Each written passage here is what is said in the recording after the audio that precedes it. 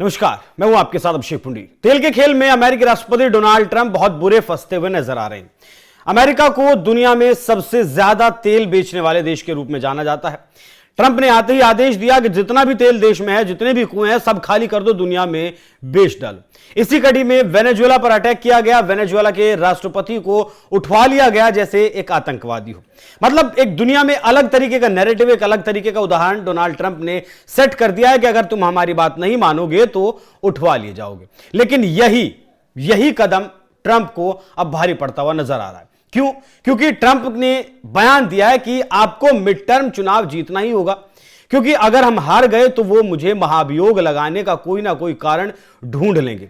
यह बयान ट्रंप ने अपने सांसदों को दिया है। नवंबर 2026 में मिड टर्म का चुनाव अमेरिका में होने वाला है और ट्रंप की जो पार्टी है उसी के सांसद ट्रंप के इस कदम से बिल्कुल भी खुश नहीं है और ट्रंप को यह उम्मीद है, जनता भी खुश नहीं है कि इस बार पूरा बहुमत उन्हें कांग्रेस में नहीं मिल पाएगा। लोग इस बार मिड टर्म के चुनाव में उन्हें नहीं चुनेंगे। लेकिन तेल ज्यादा पीकर अमेरिकी राष्ट्रपति डोनाल्ड ट्रंप फिलहाल बौखलाए हुए हैं। वो वीडियो भी आपको दिखाऊंगा और साथ ही बताऊंगा कि इससे पहले कितनी बार ट्रंप के खिलाफ महाभियोग आया, उनमें क्या क्या हुआ है और अमेरिका के इतिहास में अब तक कितनी बार महाभियोग आया है। हालांकि ट्रंप 4 साल से पहले कुर्सी से नहीं उतरेंगे, लेकिन हां, ट्रंप की ताकत को खतरा जरूर है। दिखाइएगा जरा।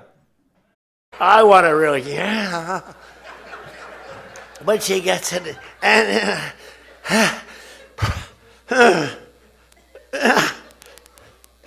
drops the thing.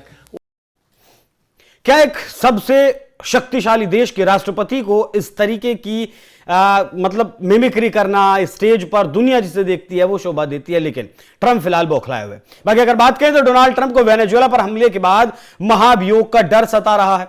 उन्होंने वेनेजुएला के राष्ट्रपति को गिरफ्तार करने का आदेश जो दिया था वो अब विवादों में घिरता हुआ नजर आ रहा है। एक बार फिर हमला किया गया और यूएन में इसे लेकर बैठक भी हुई है। यूएन में रशिया हो, चीन हो, आपका फ्रांस हो, वो खिलाफ खड़े हैं, लेकिन फिर भी यूएन में अमेरिका का कुछ भी नहीं बिगाड़ा जा सकता, क्योंकि अमेरिका के पास भी वीटो पावर है और वो अपने खिलाफ कोई भी फैसला नहीं आने देगा। ये ठीक वैसा ही है जैसा रूस और यूक्रेन के युद्ध में रशिया के खिलाफ यूएन में कोई भी प्रस्ताव पास नहीं हो पाया था, कोई भी फैसला नहीं आ पाया था। अब अमेरिका के खिलाफ भी नहीं आएगा, मतलब अमेरिका का कुछ भी नहीं बिगड़ेगा।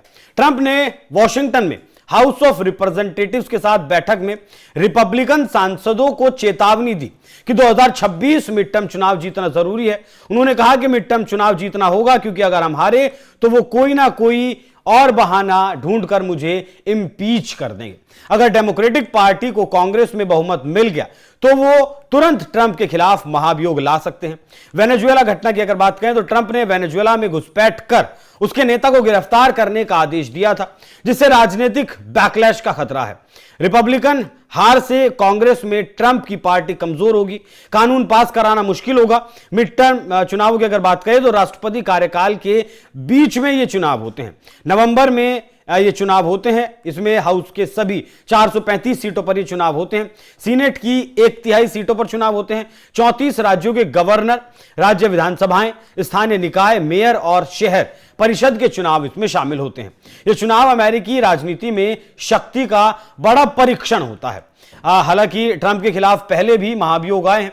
डोनाल्ड ट्रंप के खिलाफ पहला महाभियोग दिसंबर 2019 में लाया गया था। इसमें 2 मुख्य आरोप उनके ऊपर लगाए गए थे। पहला था सत्ता का दुरुपयोग। ट्रंप पर आरोप था कि उन्होंने यूक्रेन के राष्ट्रपति व्लादिमीर जेलेंस्की पर दबाव डाला था कि वो जो बाइडेन और उनके बेटे हंटर बाइडेन की जांच शुरू करें। ट्रंप ने कथित तौर पर यूक्रेन को दी जाने वाली अमेरिकी सैन्य सहायता को रोककर यह दबाव बनाया था, जो उनके राजनीतिक फायदे के लिए था। दूसरा जो इंपीचमेंट उनके लिए आया था वो था कांग्रेस की कार्रवाई में बाधा डालने पर। ट्रंप पर आरोप था कि उन्होंने महाभियोग जांच के दौरान कांग्रेस को दस्तावेज और गवाह उपलब्ध नहीं करवाए, जिससे जांच में रुकावट आई। इसमें फैसला क्या आया? हाउस ऑफ रिप्रेजेंटेटिव्स, जो निचला सदन है, उसने इन दोनों आरोपों में ट्रंप को दोषी ठहराया था। लेकिन फरवरी 2020 में सीनेट ने ट्रंप को दोनों आरोपों से बरी कर दिया था। सीनेट में रिपब्लिकन पार्टी का बहुमत क्योंकि ज्यादा था। अधिकांश रिपब्लिकन सांसदों ने ट्रंप के पक्ष में वोट किया था।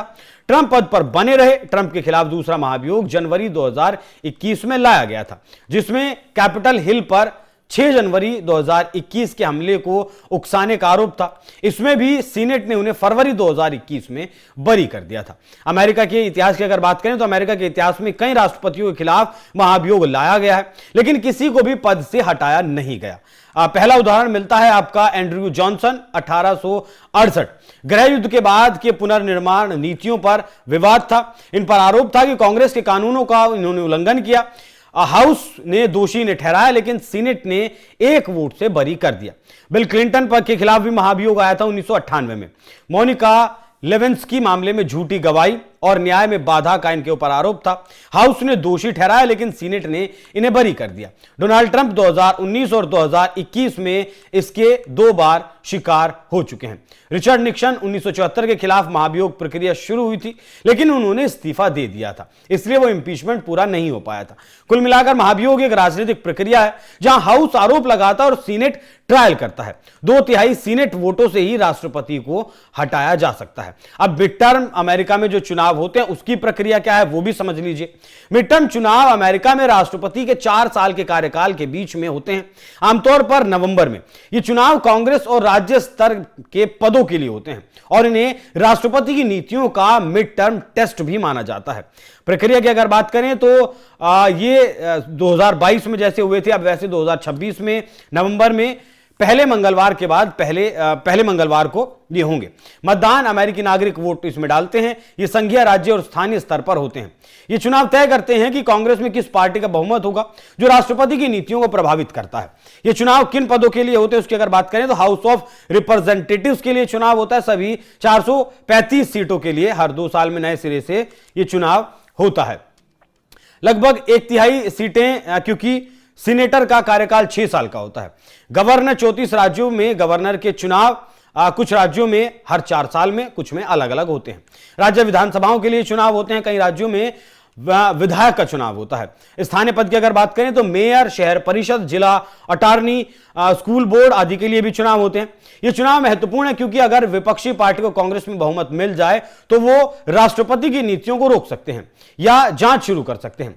मौजूदा स्थिति में अगर ट्रंप को बहुमत नहीं मिला तो क्या होगा, तो उसकी अगर बात करें तो अगर 2026 मिड टर्म चुनावों में रिपब्लिकन पार्टी को कांग्रेस को हाउस ऑफ रिप्रेजेंटेटिव्स में बहुमत अगर नहीं मिला तो डेमोक्रेटिक पार्टी बहुमत में आ सकती है। इसका मतलब डेमोक्रेट्स ट्रंप के खिलाफ महाभियोग प्रक्रिया शुरू कर सकते हैं, खासकर अगर कोई विवादास्पद फैसला होता है जैसे वेनेजुएला पर हमला करना। बाकी अगर बात करें तो कोई भी कानून पास ट्रंप नहीं करवा पाएंगे, उनकी नीतियां रुक जाएंगी, क्योंकि कांग्रेस की मंजूरी किसी भी बिल को पास करवाने के लिए जरूरी होती है। राजनीतिक अस्थिरता बढ़ सकती है और ट्रंप का बाकी कार्यकाल जो 2028 तक बाकी है वो बहुत ज्यादा मुश्किलों में घिर सकता है।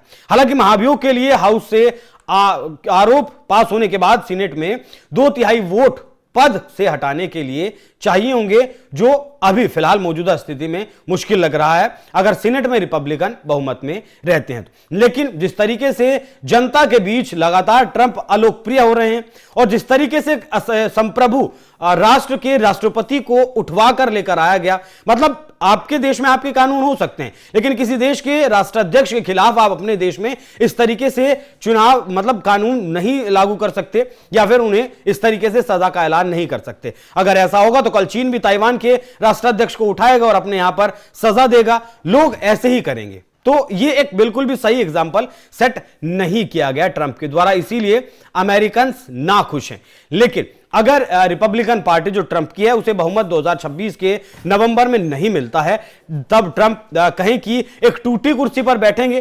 ट्रंप कुर्सी पर तो होंगे लेकिन उनके पास पावर नहीं होगी, पावर बैलेंस उनका खत्म हो जाएगा। बाकी आप लोग इस विषय पर क्या सोचते हैं कमेंट बॉक्स में अपनी राय जरूर दीजिएगा। नमस्कार।